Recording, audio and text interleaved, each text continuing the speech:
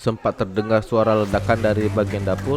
Tak berselang lama sebuah rumah berukuran besar di Jalan Ogan RT 37 RW 12 nomor 2868 Kelurahan Bukit Lamang Kecamatan Hilir Barat 1 Palembang, Provinsi Sumatera Selatan terbakar hebat Kamis 23 Juni 2022 sekitar pukul 3.35 waktu Indonesia Barat.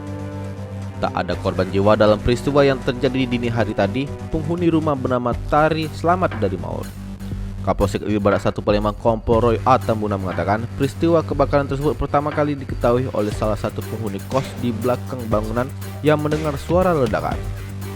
Mendengar suara ledakan yang begitu kuat, bela keluar rumah untuk memastikan dan benar saja bahwa ada kobaran api yang menyebar dari area dapur rumah bernasib naas itu. Roy menyebutkan dugaan sementara api berasal dari ruang dapur dan tempat menggosok pakaian. Sementara dari peristiwa itu, setidaknya butuh 3 unit mobil pemadam kebakaran untuk memadamkan si kobaran si jago merah.